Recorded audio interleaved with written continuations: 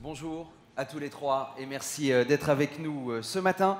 Nicole Bacharan, vous êtes historienne et politologue spécialiste de la société américaine, des relations entre l'Europe et les États-Unis et l'auteur d'une vingtaine d'ouvrages sur la politique internationale, les États-Unis et les relations transatlantiques. Bienvenue et merci d'être avec nous. Merci à vous.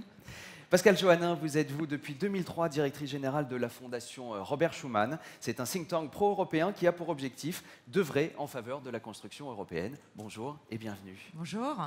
Jean-Marie Mercadal, vous êtes le directeur général délégué en charge des gestions chez Ophi Asset Management. Bonjour et merci d'être avec nous, Jean-Marie. Merci, bonjour à tous. Alors, on va ouvrir un tour du monde macroéconomique et géopolitique. Pourquoi cette séquence? Pourquoi avez-vous souhaité ça, Jean-Marie? En fait, quand on a réfléchi au programme de la conférence, on s'est dit que c'était intéressant d'apporter justement un éclairage politique, puisque en ce moment sur les marchés, les événements politiques influent beaucoup. Donc il y a des périodes où ça n'influe pas du tout, c'est plutôt les événements fondamentaux, mais cette fois-ci, notamment depuis l'élection de Donald Trump, on comprend bien que ça a eu un impact très important sur les marchés. La réforme fiscale, ça a fait monter le marché américain très rapidement dans un premier temps, et puis en Europe, l'année dernière, on a bien vu au moment des élections en Italie qu'on a eu un certain nombre de secousses, notamment sur les marchés obligataires. Donc c'est vraiment aujourd'hui important d'avoir justement cet éclairage sur les événements économiques qui sont nombreux.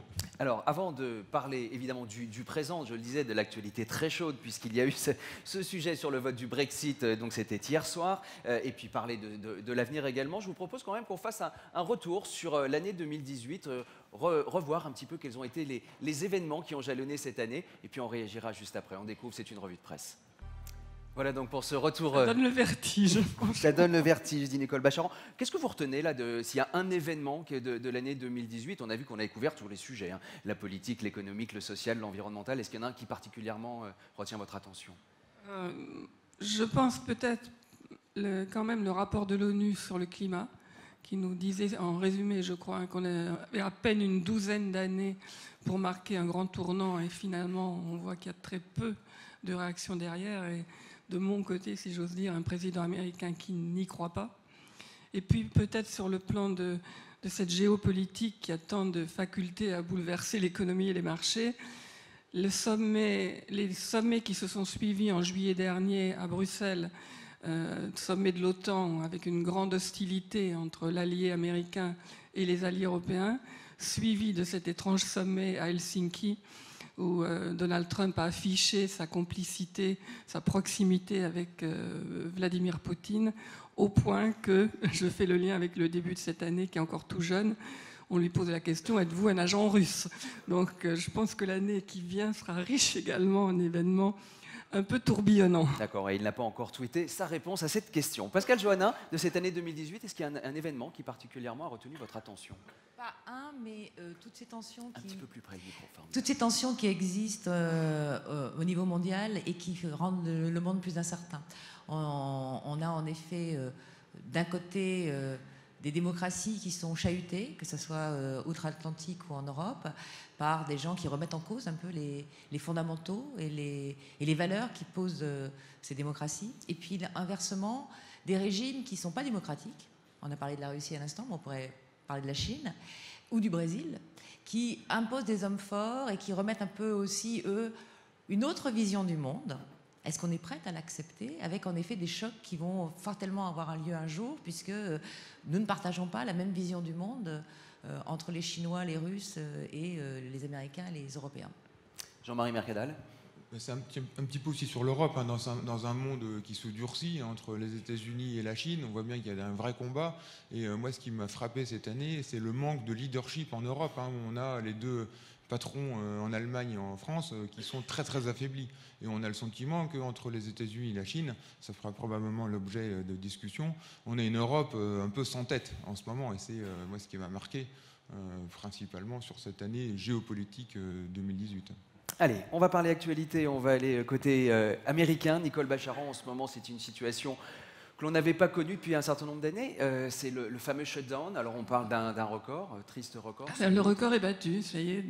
Je ne sais pas si ce sera la seule raison, je pense que non, mais Donald Trump rentre dans l'histoire. Il aura conduit de toute manière le shutdown le plus long. Le dernier, c'était du temps de Bill Clinton, et ça avait duré 21 jours.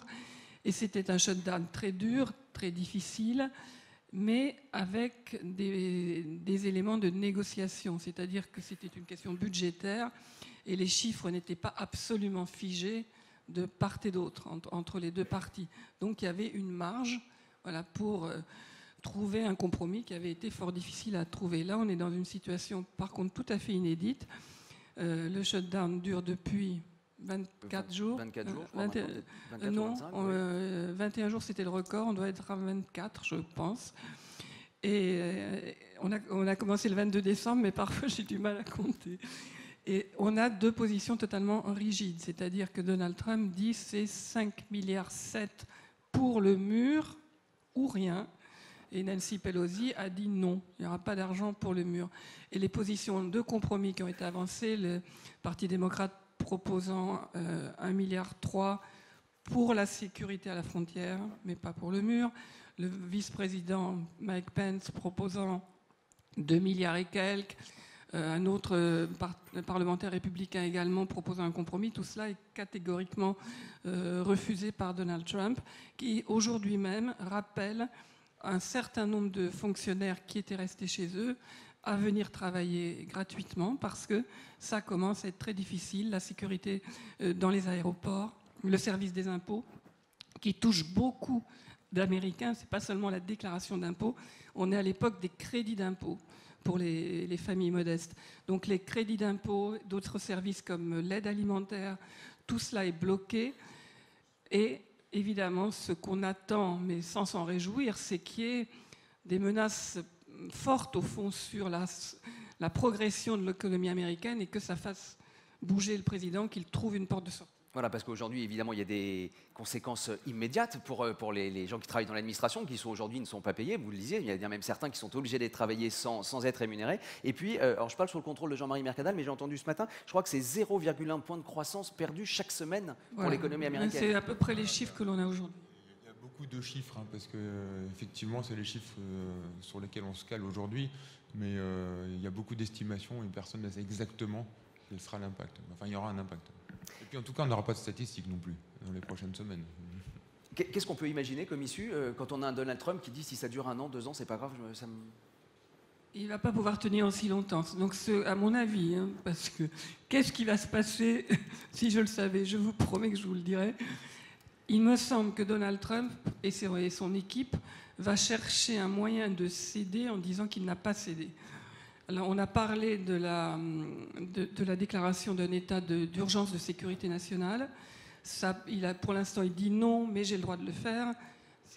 A-t-il le droit de le faire? Ce sera très discuté. Ça n'est pas l'état d'urgence à la française, c'est-à-dire il n'y a aucun droit administratif de police ou autre supplémentaire.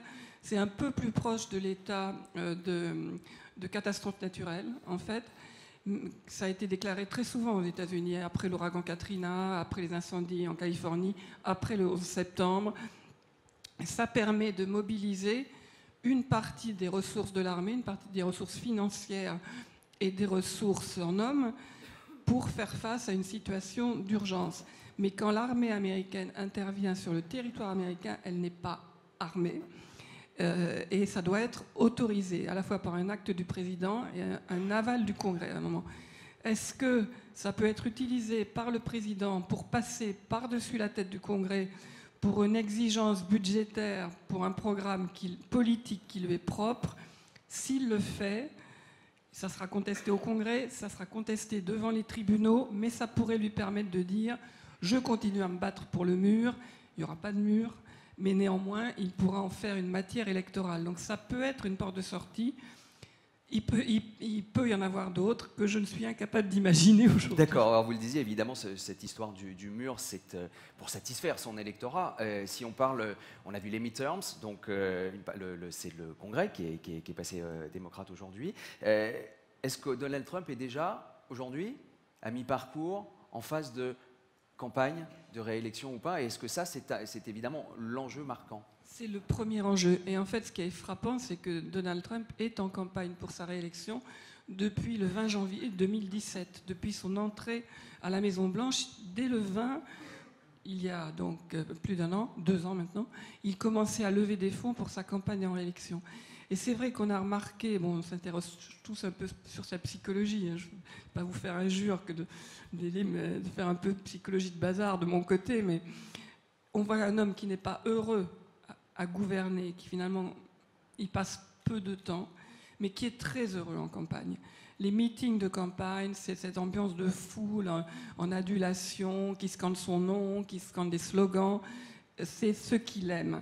Et c'est là qu'il se sent validé, à tel point que dans les moments où sa présidence devient rude, son staff avait coutume de l'organiser un meeting dans un État où il est très populaire pour le gonfler et l'apaiser un petit peu. Et cette affaire du mur est devenue totalement symbolique. C'est un mur symbolique. C'était même, je vous l'avoue, un moyen mémotechnique en 2015 que son équipe utilisait pour lui rappeler « parle de l'immigration ». C'est important, le mur, l'immigration. Et il en a fait un projet de mur en béton, en acier, en ce qu'on veut, physique. Mais c'est sa manière de dire « je vous protège, le monde extérieur est en danger, est un danger, vous êtes menacés, comptez sur moi pour vous protéger et je me battrai pour vous ». Jean-Marie Mercadal. Oui, on sait qu'un président américain qui veut se faire réélire, forcément, fait attention à l'économie. Est-ce que, justement, de ce point de vue-là, il en a bien conscience? Est-ce qu'il considère que la bourse, c'est un indicateur pour lui? Et est-ce qu'il va relancer, justement, cette histoire de plan d'infrastructure? On sait bien qu'il y a beaucoup d'infrastructures défaillantes aux États-Unis. Est-ce que c'est un sujet qui va revenir prochainement, tout en sachant qu'on arrive pas loin du plafond de la dette? Tout à fait. Et on n'a jamais vu un président américain qui lie autant son destin politique au cours de la bourse. Tant que la bourse flambait, il y avait des tweets quotidiens sur « je suis formidable ». Et grâce à moi, la bourse monte. On a vu les heurts avec le président de la Fed. Il a très peur, évidemment, qu'il y ait un ralentissement avec hausse des taux d'intérêt. Volonté du président de la Fed de calmer un petit peu le jeu, en gros de dire on va trouver un compromis, je ne vais pas aller à l'affrontement. L'économie américaine se porte bien. On est à 3,9 de chômage. C'est bon. C'est inégal, évidemment, selon les individus et les régions, mais enfin, c'est quand même le plein emploi. 312 000 emplois créés juste le mois dernier. Mais le shutdown, les guerres commerciales avec la Chine, dont la Chine souffre pour l'instant nettement plus que les États-Unis, mais quand même, et le ralentissement de la croissance mondiale, tout ça, et aussi le fait qu'on arrive quand même... Enfin, l'effet des bases d'impôts qui était spectaculaire, cet effet arrive un petit peu à la fin. Donc ça a été surdopé, mais qu'est-ce que ça va donner? Et donc c'est vrai que le sort du président dans sa réélection me semble très très fortement lié à l'économie, et ça, il en a vraiment conscience. Un mot très rapide encore sur la situation intérieure, procédure d'impeachment, certains en rêvent, est-ce que c'est envisageable? Est-ce que le Congrès pourrait y parvenir? C'est envisageable de toute façon, puisque les démocrates ont la majorité à la Chambre des représentants. La procédure d'impeachment se fait en 2 temps. D'abord un vote à la Chambre des représentants à la majorité simple, où ça passerait, où le président serait, comme on dit, empêché, et il y aurait des chefs d'accusation votés. Ensuite, la responsabilité revient au Sénat, où on fait le procès du président. Le Sénat devient un tribunal, et là, il faut la majorité des 2/3. Et cette majorité, elle est introuvable. Donc c'est une manœuvre très risquée pour le Parti démocrate. Et les vieux routiers, disons, qui ne sont pas tout feu tout flamme comme les jeunes élus, préféreraient laisser la décision aux électeurs en 2020. Cependant, on attend dans les prochaines semaines le résultat de l'enquête du procureur Mueller. Et le point chaud, c'est l'obstruction à la justice éventuelle de Donald Trump pour empêcher les investigations sur ses liens avec la Russie et ses rapports avec Vladimir Poutine et le projet de Trump Tower à Moscou, dont les discussions et les paiements et peut-être des choses moins nettes ont eu lieu toujours pendant la campagne électorale de 2016. Donc, s'il y a vraiment des choses très très lourdes, je pense que le Congrès sera beaucoup plus agressif, mais on n'en est pas là. Allez, on en vient aux relations internationales. Vous avez parlé évidemment des relations, de la guerre commerciale avec la Chine. Si plus largement on ouvre aux relations avec l'Asie, ça se passe comment aujourd'hui? Quelles peuvent en être les conséquences? Le pilier quand même de la question avec l'Asie, c'est la Chine. et l'attitude agressive de la Chine, tant sur le plan commercial que sur le plan territorial et militaire. Et c'est ce qui assure un relatif soutien à Donald Trump aussi dans le camp démocrate.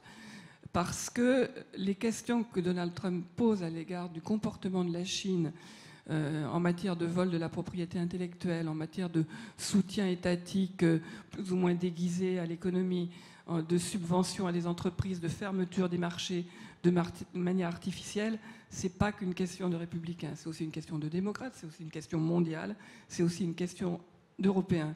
Et la Chine est au centre du jeu, notamment dans les négociations vraiment pas très avancées, disons-le, avec la Corée du Nord. La Chine vient de rappeler qu'elle était centrale dans le jeu. Il y a eu un accord commercial avec le Japon qui, d'une certaine manière, a remis un peu d'huile dans les rouages. Mais Donald Trump avance et recule en même temps, c'est-à-dire que sa politique de désengagement trop rapide ou d'annonce de désengagement trop rapide, par exemple en disant « je pourrais annuler toutes les manœuvres militaires communes avec la Corée du Sud », c'est une manière de donner avant d'avoir obtenu la moindre concession. Donc, d'un côté, les guerres commerciales avec la Chine, même s'il y a des risques sur l'économie américaine, sur certaines industries, surtout sur l'agriculture, et les agriculteurs qui ne sont pas très nombreux, mais c'est un socle électoral pour lui, ça pèse. Mais on peut imaginer qu'en négociant vraiment sérieusement en ce moment avec la Chine, ce soit avec l'Europe qu'il se montre éventuellement le plus dur, parce que l'Europe est plus forte commercialement, économiquement, mais, vous le disiez très bien, très très affaiblie sur le plan politique, très désunie. Donc, disons, de négociations efficaces avec la Chine pourraient entraîner une brutalité accrue avec l'Europe. Mais voilà. Alors, on va justement parler de l'Europe dans quelques instants avec Pascal Joannin. On n'a pas eu de réaction de Donald Trump, ni tweet, ni rien sur le vote hier à la Chambre des communes. Pas encore. Voilà, j'ai pas mon portable. Vous me disiez en souriant juste avant de monter sur scène, peut-être qu'il n'est pas réveillé, c'est ça? Peut-être qu'il n'est pas réveillé, peut-être qu'il pense que le Brexit, de toute manière, c'est une affaire réglée par le vote d'il y a 2 ans. Peut-être qu'il va féliciter les Anglais, peut-être qu'on lui a dit qu'il vaut mieux se taire quand même en ce moment. On ne sait pas ce qui va se passer. En tout cas, pas de réaction. D'accord. Alors, on passe avec vous, Pascal Joannin, à l'actualité européenne. Donc, il y a évidemment l'actualité du Brexit. On va évidemment y revenir dans quelques minutes. L'autre actualité importante de 2019 pour l'Europe, ce sont les élections européennes. C'est lié aussi au Brexit. Si les parlementaires européens, britanniques ne sont plus élus, ça libère 27 des 73 sièges. Ça libère 73 sièges, dont 27 seront redistribués sur les différents pays. Est-ce que ça peut changer les équilibres politiques au sein du Parlement européen? Alors, beaucoup l'espèrent, et on a beaucoup de commentaires d'une vague populiste. Moi, je ne sais pas ce qu'elle est, cette vague populiste, parce que j'en vois plusieurs populistes, et ils ne sont pas unis.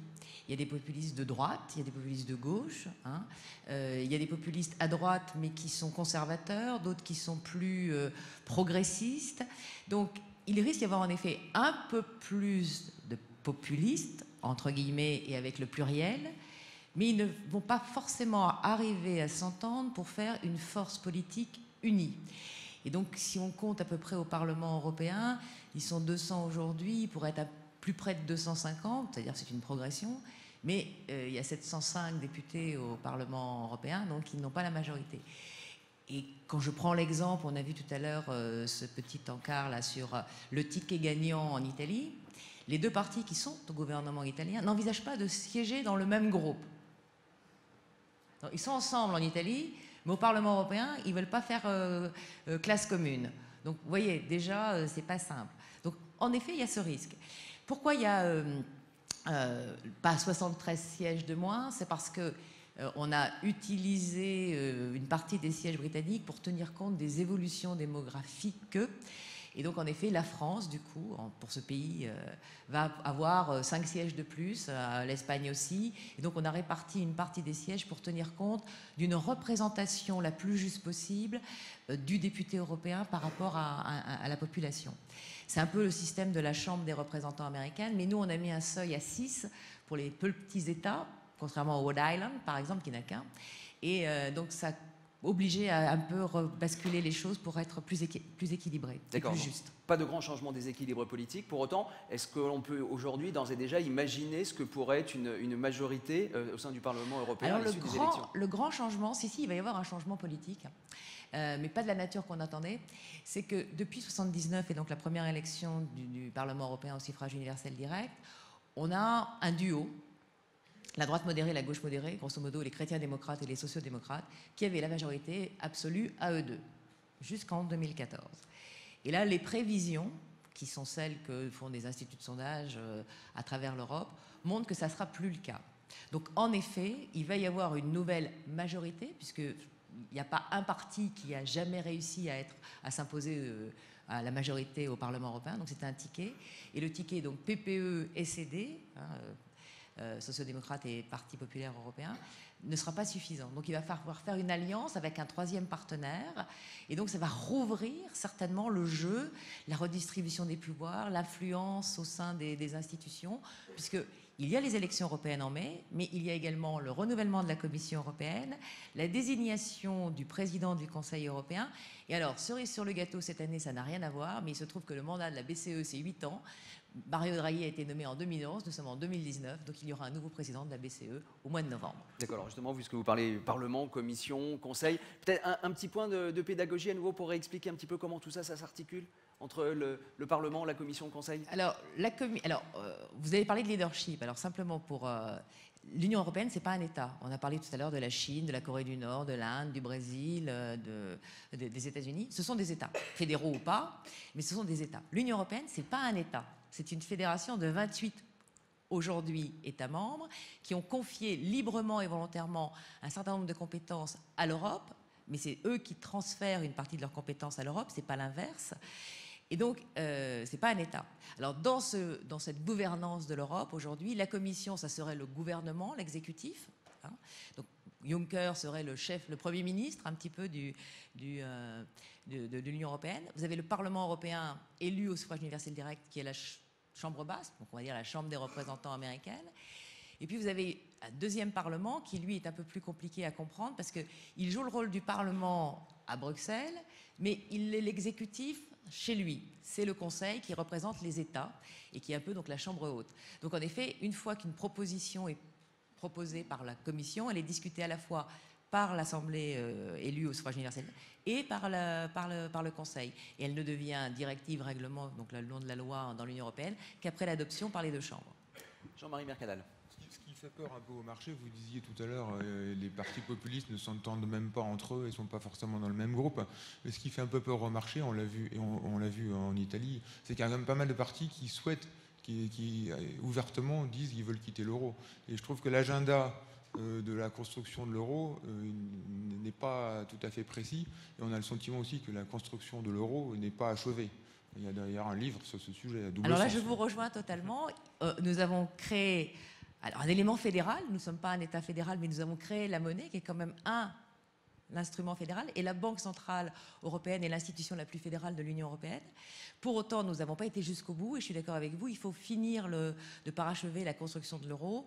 Il y a des projets sur la table avec un budget de la zone euro qui est enfin accepté par les Allemands, parce que vous savez que les Allemands ont eu du mal à accepter l'euro, il fallait que ce soit quelque chose qui soit aussi fort que le Deutschmark.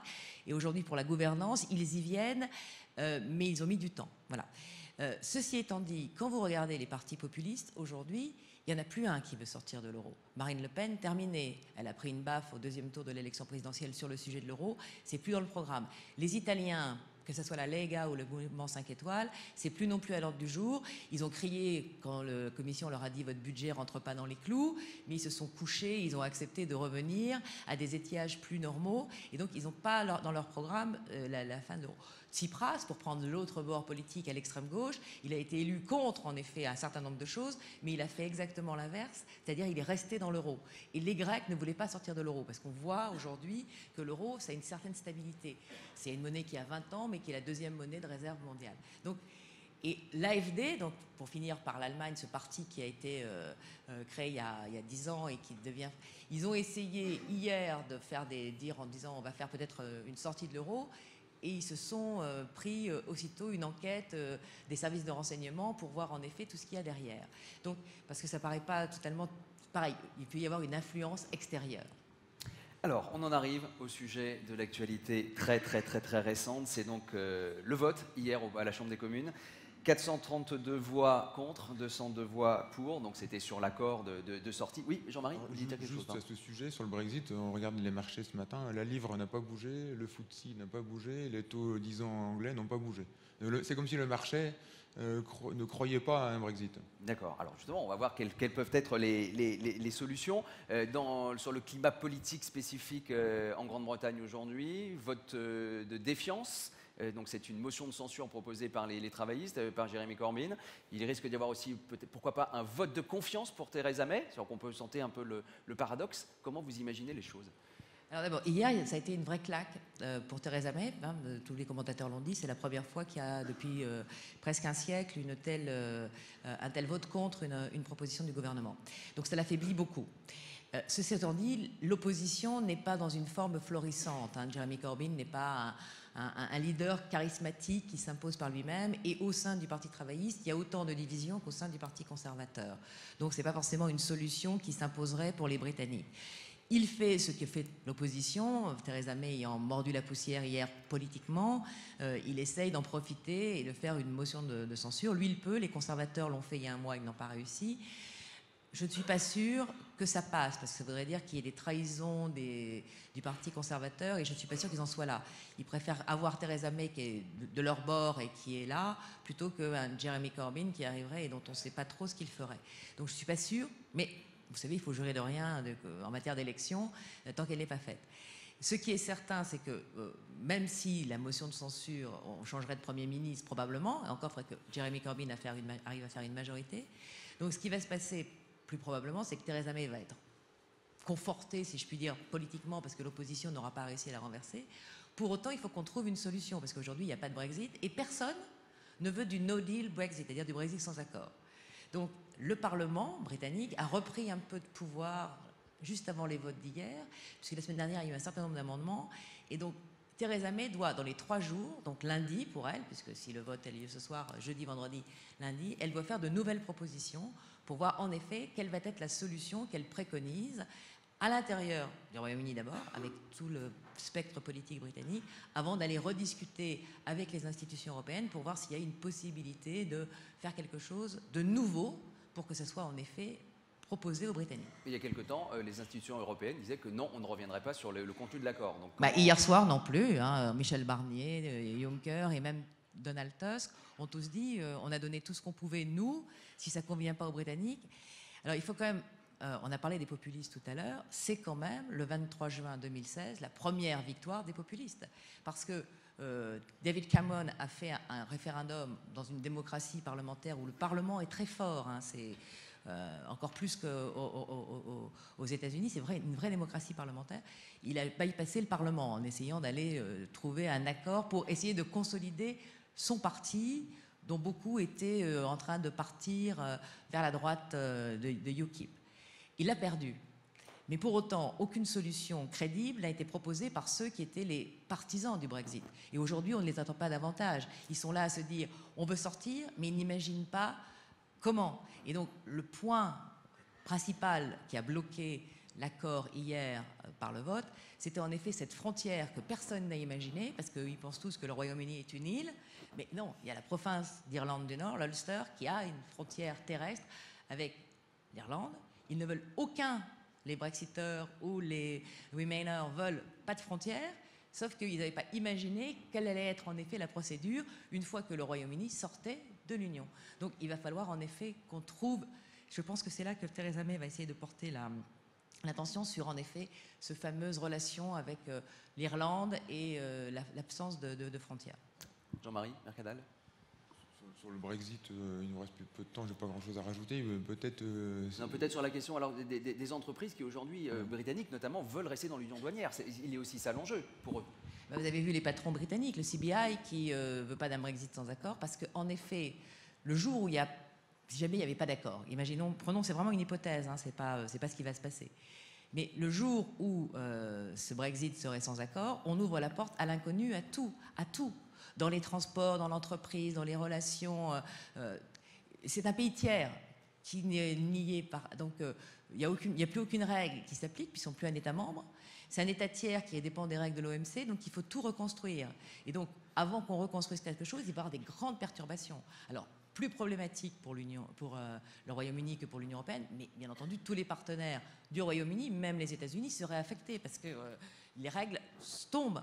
Donc, personne n'en veut, parce que justement, économiquement, les prévisions font que c'est sur ce sujet-là que l'économie britannique tomberait le plus. Donc, en effet, pour l'instant, vous dites la livre, elle a un peu flotté hier, puis elle s'est reprise. C'est parce que, pour l'instant, on croit encore qu'il va y avoir un accord et que le Brexit sans accord, ce n'est pas sûr à 100%. Si cette hypothèse venait à être certaine, alors là, pour le coup, je peux garantir que la livre britannique chuterait et qu'un certain nombre d'entreprises qui sont basées au Royaume-Uni, qui ne l'ont pas déjà fait, mettraient une partie de leurs actifs sur le continent européen, quelques pays que ce soit, pour justement pouvoir se prémunir d'un no deal avec des activités qui resteraient au Royaume-Uni, mais des activités qui s'exerceraient sur le territoire européen. Nicole Bacharon, peut-être pour un dernier mot sur ce sujet du Brexit. Est-ce que Donald Trump a analysé pour le coup toutes les possibilités, puisqu'on vient de le dire, en cas de no deal, évidemment, ça a des impacts économiques, et en même temps, on a un président Trump qui ne supporte pas les institutions européennes. Allais dire qu'il a analysé me paraît un peu excessif. D'accord. Il faudra dorénavant que je revoie mon vocabulaire lorsque je parle du président américain. Voilà, et je ne dis pas ça du tout dans un esprit de mépris, mais on le voit fonctionner et on voit bien qu'il a un esprit très, très binaire, bien, mal, noir, blanc, oui, non. Et il s'était réjoui du Brexit, il avait encouragé le vote pour le Brexit. Voilà, les peuples reprennent le contrôle et ils sortent des institutions internationales et ils s'opposent à l'immigration. Et ça reste son programme. Quand il a rencontré la première ou la seconde fois Angela Merkel à Washington, il lui a dit sa volonté d'avoir un accord commercial avec l'Allemagne.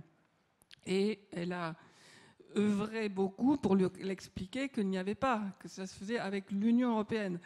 Et il a fini par dire « Ah bon, mais je peux avoir un accord bilatéral avec l'Union européenne ». Donc je crois que les complexités extrêmes du Brexit, les diverses pistes que Pascal évoquait à l'instant, sont certainement analysées de très près à Washington, ne sont pas ressentis par Donald Trump comme une urgence immédiate pour lui. Je crois qu'il va attendre de voir de quel côté les dés retombent. Son urgence immédiate, c'est effectivement le shutdown, le mur, la campagne de réélection et les négociations avec la Chine. Voilà, donc que l'on soit sur le vieux continent ou aux États-Unis, l'histoire est encore à écrire.